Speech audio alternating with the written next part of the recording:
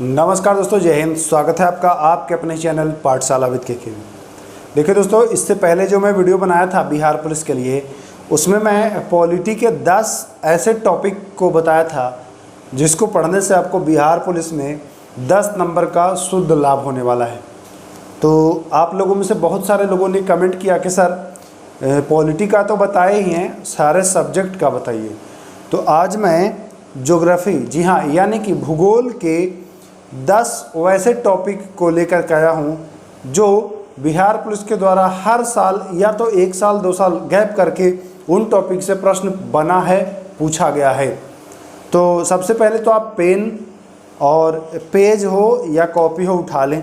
Topic का नाम बताऊंगा डिटेल में, उसको आप लिखिए और उसको पढ़िए। एग्ज़ाम में देखिए आपका 5 से 10 नंबर के बीच आपका बिल्कुल लाभ होने वाला है, बिल्कुल लाभ होने वाला है। तो देरी ना करिए, सबसे पहले आपको पेन ले लेना है और एक पेज ले लेना है। चलिए, मैं मान रहा हूँ कि आपने पेन और पेज को ले लिया है। तो पहला जो टॉपिक है दोस्तों, वह टॉपिक हम बात करते हैं जनगणना।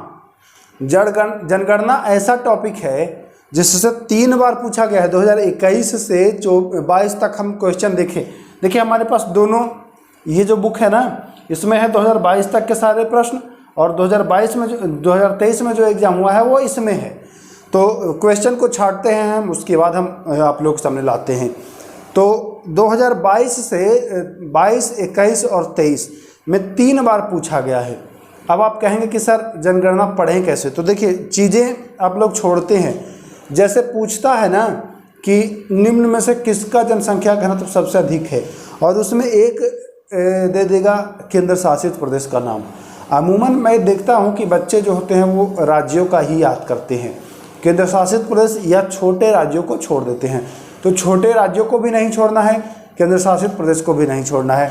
इसको पढ़ लीजिएगा, 1 नंबर का आपका जोरदार फायदा कराएगा, 1 नंबर का सॉलिड फायदा कराएगा। लिख के दे देते हैं हम। चलिए दूसरा, मानसून से इन 3 वर्ष में 2 बार पूछा गया है।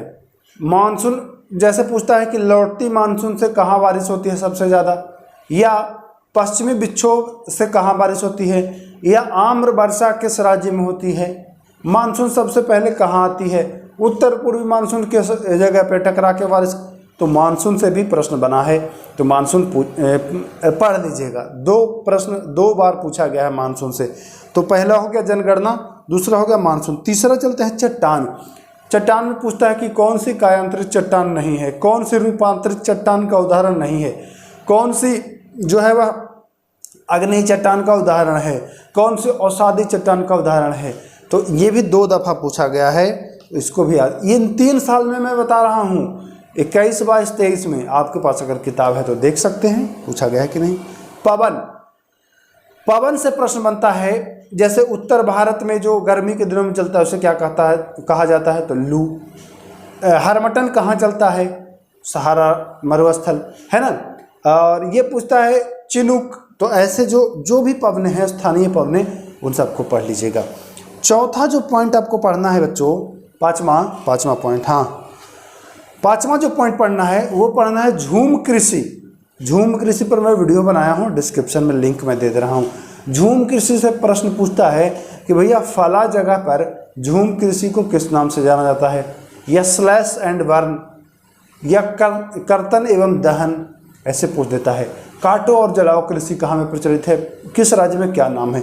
तो ये देख लीजिएगा, ये भी 2 दफ़ा पूछा गया है। अब हम लोग बात कर लेते हैं हिमालय। इसको भी 2 बार पूछा गया है। एक बार पूछा कि हिमालय का हिमालय का सबसे बाहरी भाग है उसका क्या नाम है। एक बार पूछा है कि हिमालय का जो नदियों के आधार पर विभाजन हुआ है, सिंधु और सतलज नदियों के बीच के भाग को क्या कहा जाता है।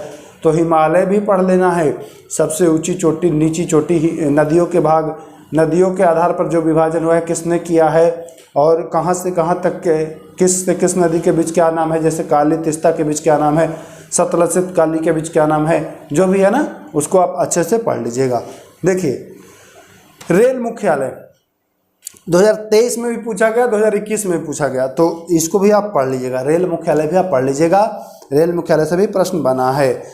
मशहूर शहर विश्व के, जैसे पूछा है पिछली दफ़ा एंटवर्प किस लिए प्रसिद्ध है, ओसाका किस लिए प्रसिद्ध है? तो जो शहरों के भौगोलिक नाम हैं किस कारण से प्रसिद्ध हैं तो उनको याद कर लीजिएगा, चाहे आप किसी भी बुक से। अब देखिए आप सोच रहे होंगे कि सर आप नहीं पढ़ाएंगे, तो मैं भी पढ़ाऊंगा, लेकिन मैं सीक्वेंस में पढ़ाऊंगा, थोड़ा समय तो लगेगा, है कि नहीं। और खुद से पढ़ेंगे तो जल्दी पढ़ लेंगे, और खुद से पढ़ के और फिर जब मैं पढ़ाऊँगा तो रिविजन भी कर लीजिएगा, तो आपको दो फायदा होगा। एक बार पूछा है एल नीनो और ला नीना। तो एल नीनो पूछा है तो मिलता जुलता एक है चक्रवात और प्रति चक्रवात। अब आपसे पूछ देगा कि दक्षिणी गोलार्ध में प्रति चक्रवात की दिशा क्या होती है, तो गड़बड़ा जाएंगे। चक्रवात पर भी मैं वीडियो बनाया हूँ, बिल्कुल ट्रिक से बताया हूँ, वीडियो के डिस्क्रिप्शन में उसका भी लिंक दे दे रहा हूँ, देख लीजिएगा, एकदम बिल्कुल कॉन्सेप्ट क्लियर हो जाएगा, कभी नहीं भूलेंगे।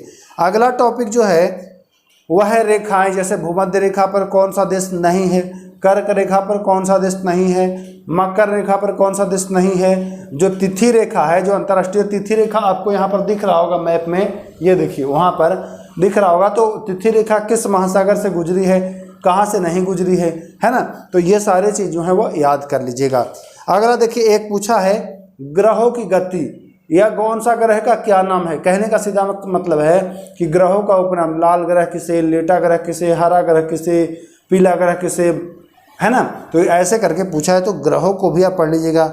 एल नीनो ला नीना हो ही गया, चक्रवात आप पढ़ ही लेंगे, और हिमालय आप पढ़ ही लेंगे, झूम कृषि में बता ही दिया। एक और टॉपिक है, आखिरी टॉपिक, उसको ध्यान दीजिएगा।